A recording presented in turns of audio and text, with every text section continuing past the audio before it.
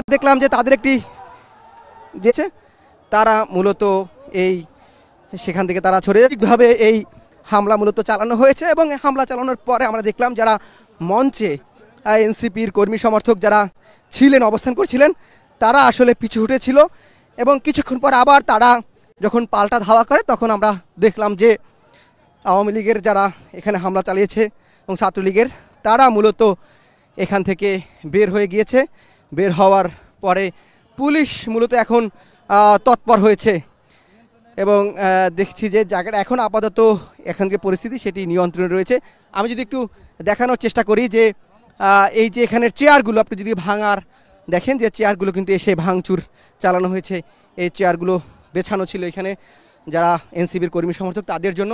এবং আমি যদি আর একটু দেখানোর চেষ্টা করি ঠিক রাস্তার ওই পাশে আমার সাথে যিনি আসেন সহকর্মী তার মাধ্যমে আপনি যদি একটু জুম করে দেখান এই জায়গাটিতে আমরা দেখছি যেটি বলছিলাম যে এটি আসলে একটি নদী বা খালের মতো, ঠিক তার অপর পাশে কিন্তু ধরেছে। আমরা একটু সেদিকে যাব এবং জানার চেষ্টা করব সেদিকে গিয়ে।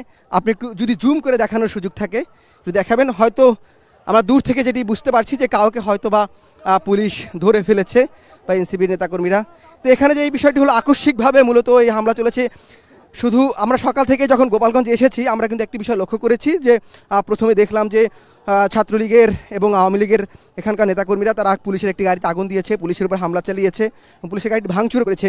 এরপর যিনি সদর উপজেলার নির্বাহী কর্মকর্তা ইউনো তার গাড়িতেও কিন্তু হামলা চালানো হয়েছে এবং এনসিপির যাতে এই গোপালগঞ্জে প্রবেশ করতে না পারে সেই গোপালগঞ্জের বিভিন্ন প্রবেশ মুখে গাছ কেটে ব্যারিকেড তৈরি করা হয়েছে এবং এই ব্যারিকেড তৈরি করা ছাড়াও আমরা দেখেছি নানানভাবে ইট বিছিয়ে প্রতিবন্ধকতা তৈরি করেছে।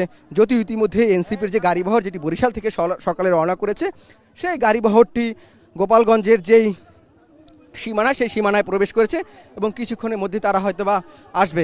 এবং আমরা দেখব যে এখানে একটি হট্টগোলের মতো আমরা দেখছি যেটি বলছিলাম দূর থেকে আমরা বুঝতে পারছিলাম না যে এখানে দেখানোর চেষ্টা করব। আমরা একটু দেখানোর চেষ্টা করব যে আসলে কি হয়েছে। পুলিশের দূরের থেকে দেখছে দেখা গুলি করেনি সেটা একটু দেখবো। এখানে আপনাদের দাবিটা কি, আপনি কি বলতে চাচ্ছেন? ওনারা দূরের থেকে দেখছে যে একদল লাঠি সোটা নিয়ে আসতেছে, ওনারা ভয় দেখানোর জন্য একটা গুলি করবে, ফাঁকা গুলি করবে, কোনো কিছু করেন। ওনারা চুপচাপ দাঁড়ায় আছিল। সেটা কেন তারা ছিল আপনার কেন মনে হচ্ছে তারা করছে? এখন তারা কি কারণে করছে, কার পারপাস সার্ভ করতেছে, কেন এরকম চুপচাপ ছিল এটা তাদের জিজ্ঞেস করেন। আমরা আপনার চেয়ার টেবিল ভাঙলো, আমরা ধারণা দিছি, এখন গেছে। আমাদের কেন আগে আসতে হইলো? কেন আমরা আগে আসবো? আগে আমরা আসবে না পুলিশ আগে আসবে? আমরা কি আইন হাতে তুলবো? আমরা তো আইন হাতে তুলবো না।